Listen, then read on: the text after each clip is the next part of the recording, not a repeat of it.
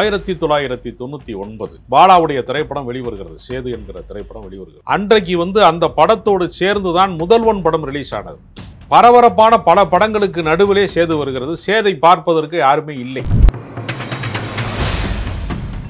Social மீடியான்னு ஒண்ணு கிடையாது. ஆனந்த விகடன் விமர்சனம் எழுதினார்கள். பல முன்னணி இதழ்கள் அன்றைக்கு அந்த படத்தை பாராட்டினார்கள். தமிழ் சினிமாவினுடைய ஒரு புதிய ட்ரெண்ட் செட்டராக பாலா மாறாது. இயக்குனர் பாலு மகேந்திராவினுடைய உதவி இயக்குனர்களாக இருந்தவர்களில் முதலில் வெற்றி பெற்றவர் பாலா. அவர் ஒரு நடிகை வர்றாங்க அப்படின்னா ஃபுல் மேக்கப்போட வந்தாங்கன்னா போயிட்டு மூஞ்சியை கழுவிட்டு போய் நீ போய் குளிச்சுட்டு வரணும். மூஞ்சியை கழுவுறது இல்லை. ஒரு யதார்த்தத்தை படம் பிடிக்கக்கூடிய உலக சினிமாவை தமிழ் சினிமாவுக்கு ஏறத்தாழ அறிமுகப்படுத்தியவரை கூட பாலுமகேந்திரா. ஒருத்தன் பிச்சைக்காரனா இருப்பேன், ஒருத்தன் கண்ணு தெரியாதவனா இருப்பேன், ஒருத்தன் போதக்கிராக்கியா இருப்பேன், மனநிலை சரியில்லாதவனா இருப்பேன். இவர்களெல்லாம் யாராவது கதாநாயகனா பார்த்துருக்காங்களா? இவங்க தான் அவருடைய கதாபாத்திரங்கள். இளையராஜா சொல்லிட்டாரு, இவ்வளவு கொடூரமான ரத்த வெறி கொண்ட படங்களை கொடூர படங்களை கொண்டு என்கிட்ட காட்டாத, மன பதட்டமா இருக்கு, வைப்ரேஷன் தப்பா இருக்கு. அந்த சேது கதையை கொண்டு போய் பல அன்னைக்கு இருந்த முன்னணி ஹீரோக்கள்கிட்ட எல்லாம் பாலா சொல்றாரு. ஆமா, நவரச நாயகன் கார்த்திக் அவர்கிட்ட எல்லாம் போய் சொல்லும் போது, ஐயோ நான் முட்டை போடுறத பார்த்துட்டாங்கன்னா audience தேட்டரை உடைச்சிருவாங்க.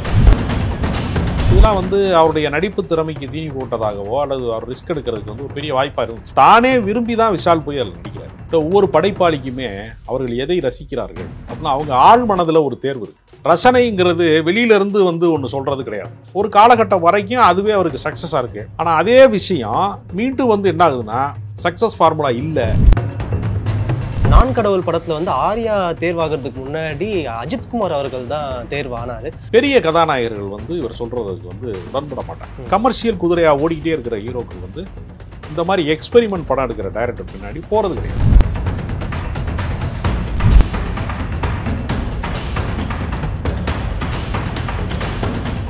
Bharat Institute of Higher Education and Research. Accord voice நேயர்களுக்கு வணக்கம். நான் உங்க சுஷீந்திரன். இன்னைக்கு நம்ம கூட ஸ்பெஷல் கெஸ்டா யார் இருக்காங்கன்னு பாத்தீங்கன்னா சினிமா விமர்சகர் மற்றும் எழுத்தாளர் ராஜகம்பீரன் அவர்கள். வணக்கம் சார். வணக்கம். எப்படி இருக்கீங்க? நல்லா இருக்கேன். ஒரு காலகட்டத்தில் பாலா அவர்களோட படம்னா எல்லாருமே ஆரவாரமாக போய் தேட்டரில் போய் பார்ப்பாங்க. பட் இப்போய காலகட்டத்தில் ஒரு இன்ட்ரெஸ்ட் காட்ட மாட்டுறாங்களோ அவரோட படங்களுக்கு. வந்தால் வரட்டும், வராட்டி போட்டோம் அப்படின்ற மாதிரி ஒரு சில பேர் நினைக்கிறாங்க. சில பேர் மட்டும்தான், அதாவது சினிமா ஃபேன்ஸ்ன்னு சொல்லுவாங்க போது அவங்க மட்டும்தான் ஓகே போய் பார்ப்போம், என்னதான் பண்ணியிருக்காருன்னு பார்ப்போம் அப்படின்னு சொல்லிட்டு நினைக்கிறாங்க. என்ன ஆச்சு பாலாவுக்கு? 1999 டிசம்பர் மாதம் 2000 வருடத்தினுடைய தொடக்கத்துக்கு ஒரு மாதத்துக்கு முன்பு பாலாவுடைய திரைப்படம் வெளிவருகிறது. சேது என்கிற திரைப்படம் வெளிவருகிறது. அன்றைக்கு அந்த படத்தோடு சேர்ந்துதான் முதல்வன் படம் ரிலீஸ் ஆனது. பரபரப்பான பல படங்களுக்கு நடுவிலே சேது வருகிறது. சேதை பார்ப்பதற்கு யாருமே இல்லை. டிக்கெட் கிடைக்காதவங்க, முதல்வன் படத்துக்கு டிக்கெட் கிடைக்காதவங்க, வேறு படங்களுக்கு டிக்கெட் கிடைக்காதவங்க ஒரு சிலர் இருப்பாங்கல்ல, அவங்க மட்டும் சேதுல போய் மாட்டிக்கிட்டது மாதிரி போய் பார்த்தாங்க. பார்த்துட்டு ரொம்ப ஃபீல் ஆகி, இவ்வளவு நல்ல படம் தமிழ்நாட்டில் ஒரு படம் வந்திருக்கா என்று வாய்மொழியாக பரவிய தகவல்களின் வழியாக திரையரங்கங்கள்லாம் நிரம்ப ஆரம்பித்தது. ஏன்னா அப்பெல்லாம் சோசியல் மீடியா இல்லைங்களா? சோசியல் மீடியான்னு ஒண்ணு கிடையாது. ஆனந்த விகடன் விமர்சனம் எழுதினார்கள். ஆனந்த விகடன் விமர்சனம் எழுதுறது அப்படின்னா, நீங்க வெள்ளிக்கிழமை படம் ரிலீஸ் ஆகுதுன்னா அடுத்த வியாழக்கிழமை தான் ஆனந்த விகடனே வரும். அப்போ முன்னணி வார இதழ்கள் வருவதற்கு ஒரு வார இடைவெளி இருக்கும். பல முன்னணி இதழ்கள் அன்றைக்கு அந்த படத்தை பாராட்டினார்கள். அந்த படம் வந்ததற்கு பின்பு திரையரங்கங்கள் பெரிய அளவுல பாராட்டுகளுக்கும் விமர்சனங்களுக்கும் மத்தியில குவிய ஆரம்பித்தது. தமிழ் சினிமாவினுடைய ஒரு புதிய ட்ரெண்ட் செட்டராக பாலா மாற தொடங்கிட்டார். அதுல என்ன சிறப்புனா, இயக்குனர் பாலு மகேந்திராவினுடைய உதவி இயக்குனர்களாக இருந்தவர்களில் முதலில் வெற்றி பெற்றவர் பாலா. அவருடைய வெற்றியை தொடர்ந்துதான் பின்னால வெற்றிமாறன் வருகிறார், சீனு ராமசாமி வருகிறார், அப்புறம் அதுக்கு பின்னாடி விக்ரம் சுகுமாரன் வருகிறார், கற்றது தமிழ் ராம் வருகிறார், மீரா கதிரவன் வருகிறார். இவங்கெல்லாம் அவருடைய அந்த வரிசை தான். முதலில் ஜெயித்தவர் பாலு மகேந்திரா அசிஸ்டன்ட் டைரக்டருக்குன்னா படம் கொடுக்கலாம் அப்படின்னு ப்ரொடியூசர்ஸ் நம்பக்கூடிய ஒரு இடத்தை தோற்றுவித்தது இவர் தான். இவர் என்ன செய்தார்னா, பாலு மகேந்திரா படங்கள்ல அச்சு அசலாக கண்ணுக்கு முன்னால நடக்கிற வாழ்க்கையை மறைந்திருந்து படம் பிடித்தது போன்ற யதார்த்தம் இருக்கும் அவர் படத்துல. அவர் படம் உண்மைக்கு மாறான படங்கள் இருக்காது, இயல்புக்கு மாறான படங்கள் இருக்காது. அவர் ஒரு நடிகை வர்றாங்க அப்படின்னா ஃபுல் மேக்கப்போட வந்தாங்கன்னா ஒரு ஸ்டில் கூட எடுக்க மாட்டார். போயிட்டு மூஞ்சியை கழுவிட்டு போய் நீ போய் குளிச்சுட்டு வரணும். மூஞ்சியை கழுவுறது இல்லை. குளிச்சுட்டு தலையில எதுவுமே எதுவுமே எக்ஸ்ட்ரா எதுவுமே பண்ணக்கூடாது. கண் புருவத்தை கூட தீட்டக்கூடாது. அப்படியே நேச்சரா இருக்கணும். என்று இயற்கையை வந்து படம் பிடிக்கக்கூடிய ஒரு யதார்த்தத்தை படம் பிடிக்கக்கூடிய உலக சினிமாவை வந்து தமிழ் சினிமாவுக்கு ஏறத்தாழ அறிமுகப்படுத்தியவரே கூட பாலுமகேந்திரா தான். ஏன்னா அவர் தான் வந்து ஃபிலிம் இன்ஸ்டியூட்ல முறையா படிச்சுட்டு டைரக்டர் ஆனவர். அவர் கோல்டு மெடலிஸ்ட் இதுல ஒளிப்பதிவுல, புனே திரைப்பட கல்லூரியில தங்கப்பதக்கம் பெற்றவர். அப்ப அவர்கிட்ட இருந்து இவர் யதார்த்தத்தை கற்றுக்கொண்டு வாழ்வில் இருக்கக்கூடிய வன்முறையின் குரூரம் இருக்குல்ல, யதார்த்தத்தோடு கூடிய வன்முறையின் குரூரம் இருக்குல்ல, அதை வந்து அவர் படங்கள்லாம் கலந்தார்.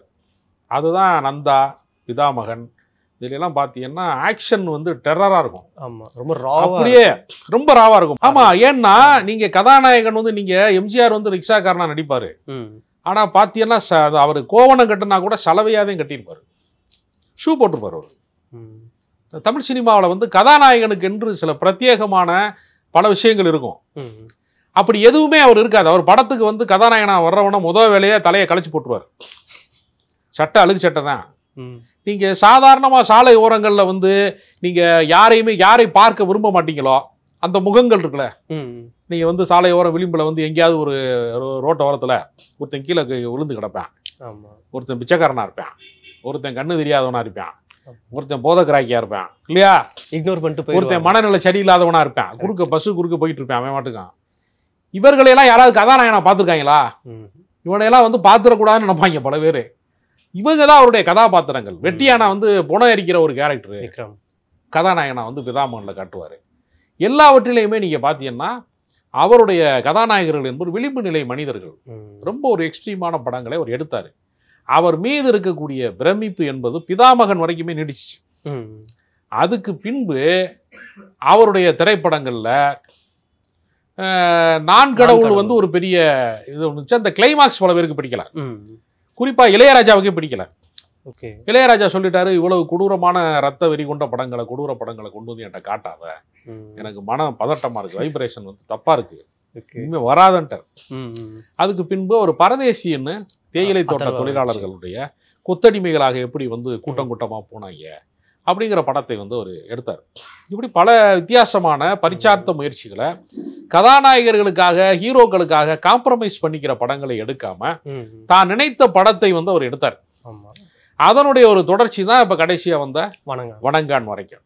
அவருக்கு அதுக்கு முன்னாடி இந்த நாச்சியார் என்கிற திரைப்படம், தாரதப்பட்ட, அது மாதிரி படங்கள்லாம் எடுத்திருக்கிறாரு. அது வந்து பெரிய கமர்ஷியல் வரவேற்பு பெறல. பிதாமகனுக்கு பின்பு வணிக ரீதியான பெரிய எதிர்பார்ப்புக்குரிய படங்கள் அப்படின்னு பெருசா வந்து சொல்ல முடியாது. ஒரு பேசு பொருளாக அவர் எப்பவுமே இருந்திருக்கிறார். ஆனா நாச்சியாருக்கும் வணங்கானுக்குமான இடைவெளி என்பது ஒரு நீண்ட ஆண்டுகள் ஆகிவிட்டது, ஒரு 6-7 ஆண்டுகள் ஆகிவிட்டது. அதனால இப்ப இருக்கிறவங்க எல்லாம் எப்படின்னா, இந்த வெள்ளிக்கிழமை படம் ஓடுதா, இப்ப வியாழக்கிழமை எல்லாம் ரிலீஸ் பண்றாங்க, வெள்ளிக்கிழமை படம் ரிலீஸ் ஆகுது, சனிக்கிழமை சோசியல் மீடியாவில் அடிக்கிறாங்க அல்லது பாராட்டுறாங்க, ஞாயிற்றுக்கிழமை வரைக்கும் தான் படத்துக்கு ஆயில், 3 நாள் தான் ஆயில், 3 நாள் தான். ஞாயிற்றுக்கிழமையே இப்ப வந்து சக்சஸ் மீட்டும் நடத்திடுறாங்க, 3 நாள் நடத்திடுறாங்க. சில பேர் என்ன சொல்றாங்கன்னா, ரிலீஸ் ஆன அன்னைக்கே நடத்துறது நல்லது, அடுத்த நாள் கூட்டம் வரலைன்னா என்ன பண்றது அப்படிங்கிற மாதிரியும் சில பேர் அட்வான்ஸா இருக்கிறாங்க.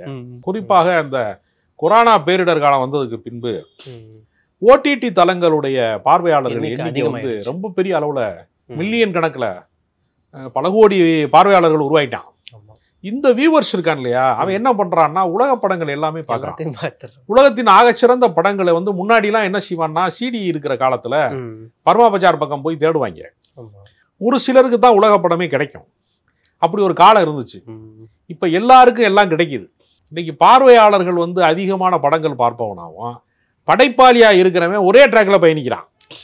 ஒரே மாதிரியான படங்கள், ஒரே தன்மை வாய்ந்த கதைகள். அவர் எப்பவுமே அதே மாதிரியான படங்கள் எடுத்துக்கிட்டே இருக்கிற போது ஆடியன்ஸ் அந்த இடத்த விட்டு நகர்ந்துறான், சலிப்பு தட்டிடும். ஆமா, அதனால காலந்தோறும் ரசனை மாற்றம் நிகழ்ந்துகிட்டே இருக்கு. அதனால வணங்கான் போன்ற படங்கள்லாம் அவருக்கு 25 வருடங்கள் ஆகிவிட்டது. வணங்கானுக்கு வந்து ஒரு விழாவே நடத்தினாங்க. நம்ம 25 ஆண்டு காலம்ங்கிறப்போ ஒரு 1/4 நூற்றாண்டு காலத்துல சேது வந்தபோது பிறந்த ஒரு இளைஞனுக்கு இன்னைக்கு 25 வயதுனா அவன் பாலாவே அறிந்திருக்க மாட்டான். அப்ப அவன் நேரடியா ஃபர்ஸ்ட் வணங்கான பார்த்தான்னா, என்னையா இதெல்லாம் ஒரு படம்னு பாக்குறாங்க அப்படின்னு சொல்லக்கூடியவன் வந்துருவான். அப்போ இன்னைக்கு வந்து தொழில்நுட்ப வளர்ச்சியும் ரசனை மாற்றமும் கதைகளுடைய தேர்வுகளும் எல்லா ரசனைக்குமான படங்களும் கிடைக்குது. அதே மாதிரி பார்த்தீங்கன்னா ஒரு கட்டத்தில் வந்து பாலா அவர்கள் வந்து அழகான நடிகர்களை கூப்பிட்டு வச்சு தோற்றத்தை மாத்துறாரு, அதுக்கப்புறமா வந்து துன்புறுத்துறாரு அப்படின்ற மாதிரி ஏகப்பட்ட மேக்கிங் வீடியோஸ் நம்ம பார்த்துருப்போம். ஸோ இப்போ ரீசெண்டாக கூட வந்து விஷால் அவர்களுக்கு வந்து இந்த மாதிரி ஒரு பிரச்சனை வர்றதுக்கு காரணமே பாலா அவர்கள் தான் அப்படின்ற மாதிரி சர்ச்சைகள்லாம் கிளம்பிட்டு இருந்துச்சு. அது நீங்கள் எப்படி பார்க்குறீங்க? அது வந்து நிறைய திரைப்படங்களிலே நடித்ததற்கு பின்பும் கூட விக்ரம் போன்றவர்களுக்கு வந்து ஒரு வெளிச்சம் கிடைக்காத போது அவர் சிறீதர் படங்கள்லாம் அவர் ஏற்கனவே வந்து நடித்தார். அவர் ஒரு கதாநாயகனாக அங்கீகரிக்கப்படாமல் இருந்தார். அப்போ அந்த சேது கதையை கொண்டு போய் பல அன்னைக்கு இருந்த முன்னணி ஹீரோக்கள்கிட்ட எல்லாம் வந்து பாலா சொல்கிறாரு. கார்த்திக்குங்கிற அன்றைக்கு ஒரு கார்த்திக் இருந்தார். ஆமாம், நவரச நாயகன் கார்த்திக். அவர்கிட்ட எல்லாம் போய் சொல்லும்போது, ஐயோ நான் முட்டை போடுறத பார்த்துட்டாங்கன்னா ஆடியன்ஸ் தேட்டரை உடைச்சிருவாங்கன்னாரு. அப்போ கதாநாயக அந்தஸ்துனாலேயே அவருடைய கதை நிராகரிக்கப்பட்ட ஒரு காலகட்டம் இருந்துச்சு. அப்போ ஒரு கட்டத்துக்கு மேலே என்னென்னா, இவரெல்லாம் ஹீரோவான்னு சொல்லக்கூடிய ஆட்கள் வந்து பெரிய ஹீரோவா வந்து விக்ரம் உருவானார். அதே மாதிரி சூர்யாவுக்கு வந்து ஒரு மிகப்பெரிய இவர் படத்தில் நடித்த பின்பு தான், நந்தாவில் நடித்த பின்பு தான் அவருக்கு ஒரு நடிகனுக்கான அந்த விசிட்டிங் கார்டே கிடச்சிச்சு. அது வரைக்கும் அவர் அடையாளம் பெறலை. அதே மாதிரி நீங்கள் பார்த்தீங்கன்னா ஆர்யா வந்து மிக முக்கியமான அந்த படம், அந்த நான் கடவுள், இதெல்லாம் வந்து அவருடைய நடிப்பு திறமைக்கு தீனி போட்டதாகவோ அல்லது அவர் ரிஸ்க் எடுக்கிறதுக்கு வந்து ஒரு பெரிய வாய்ப்பாக இருந்துச்சு. அப்போ தானே விரும்பி தான் விஷால் போய் அதில் நடிக்கிறார். விஷால் வந்து பெரிய இயக்குனர், மோதிர கையால் குட்டுப்படணும்னு சொல்கிறது மாதிரி இவர் படத்தில் போய் நம்ம நடித்தோம்னா நம்ம பெரிய கதாநாயகன் ஆகலாம், ஆக்ஷன் ஹீரோ ஆகலாம் அப்படிங்கிற கணக்கில் தான் அவங்க போகிறாங்க. அதில் சில கேரக்டருக்காக வேண்டி அந்த மாறுகண்ணு மாதிரி நடித்ததில் அவருக்கு ஒரு தலைவலி ஏற்பட்டதாகவும் அது இன்று வரும் தொடர்வதாகவும் பாலாவே குறிப்பிடுறாரு. அது வந்து அவர் வேணும்னு செய்யலை, அவர் யாரையும் துன்புறுத்துறதுக்காக செய்யலை. அந்த கதைக்கு என்ன தேவையோ அதை அவங்க எடுக்கிறாங்க. அதில் சில பாதிப்புகள். ஸோ இப்போ இன்றைய காலகட்டத்துக்கு வந்து பாலா அவர்கள் எந்த மாதிரி படம் எடுத்தா வெற்றி பெற முடியும், மக்கள் மனசுல மறுபடியும் இடம் பிடிக்க முடியும்னு நீங்க நினைக்கிறீங்க? ஒவ்வொரு படைப்பாளிக்குமே அவர்கள் எதை ரசிக்கிறார்கள், எதை விரும்புகிறார்கள் அப்படின்னா அவங்க ஆழ் மனதில் ஒரு தேர்வு இருக்கு. ரசனைங்கிறது வெளியில இருந்து வந்து ஒன்று சொல்றது கிடையாது. அவருக்கு வந்து என்னன்னா வாழ்க்கையினுடைய ரொம்ப ஒரு விளிம்பு நிலை மனிதர்களா தன்னை அவரே அப்படி தன்னை ஃபீல் பண்ணிக்கிறார். அவருடைய கோபம், அவருக்கு சமூகத்தின் மீது இருக்கக்கூடிய ஒரு கோபம், அவருக்கு இருக்கக்கூடிய ஆதங்கம், அதனுடைய ஆழ்மனத்தில் அவருக்கு இருக்கக்கூடிய அந்த எமோஷனலை தான் ஒரு கதையின் வழியாகவோ ஒரு கேரக்டர் வழியாகவோ ஒரு கடத்துறாரு. அப்போ இந்த மாதிரி படம் எடுங்க, இப்படி படத்தை தான் நீங்கள் எடுக்கணும், இதுதான் ட்ரெண்ட் செட்டிங் அப்படின்னு நம்ம சொல்ல முடியாது. அவருடைய தேர்வு என்பது அப்படிப்பட்டதாக இருக்கிறது. ஒரு காலகட்டம் வரைக்கும் அதுவே அவருக்கு சக்ஸஸாக இருக்கு. ஆனால் அதே விஷயம் மீண்டும் வந்து என்ன ஆகுதுன்னா சக்ஸஸ் ஃபார்முலா இல்லை. இப்போ அதே மாதிரி நம்ம பார்த்துருக்கோம் சார். நான் கடவுள் படத்தில் வந்து ஆர்யா தேர்வாகிறதுக்கு முன்னாடி அஜித்குமார் அவர்கள் தான் தேர்வானார். எதுக்காக அவர் வந்து பாதியில குவிட் பண்ணிட்டு போயிட்டார், என்ன காரணம்? பெரிய கதாநாயகர்கள் வந்து இவர் சொல்றதுக்கு வந்து உடன்பட மாட்டாங்க. அதாவது கணக்கு வழக்கு இல்லாத தேதிகள், இவங்க நிறைய நாள் படம் எடுக்கிறவங்க அப்படின்னு ஒரு விஷயம் இருக்கு. ஹீரோக்கள் என்ன செய்வாங்கன்னா 40 நாள் ஒரு படத்துக்கு கொடுக்குறாங்கன்னு வச்சுங்க, இவங்க படத்துக்கு 200 நாள் இவங்க போக வேண்டி வரும். வேற படங்களுக்கு கமிட் ஆக முடியாது, திடீர்னு தாடி வளரு அப்படின்னு சொல்லுவாங்க. இது மாதிரி விஷயங்களுக்கு வந்து நடிகர்கள் வேறு படங்கள் கமிட் பண்ண முடியாத ஒரு சிக்கல். கமர்ஷியல் குதிரையாக ஓடிக்கிட்டே இருக்கிற ஹீரோக்கள் வந்து இந்த மாதிரி எக்ஸ்பெரிமெண்ட் படம் எடுக்கிற டைரக்டர் பின்னாடி போகிறது கிடையாது. ஏன்னா ரஜினிகாந்த் வந்து வில்லனா நடித்தப்ப தொடக்க காலத்தில் 16 வயது நிலையில் வந்து பரட்டைன்னு ஒரு கேரக்டரில் நடித்தார். அவரே பெரிய ஹீரோவாகி சூப்பர் ஸ்டார் லெவலுக்கு உயர்ந்த பின்பு அதே பாரதி ராஜா படத்தில் வந்து கொடி பறக்குதுன்னு ஒரு படம் நடித்தார்.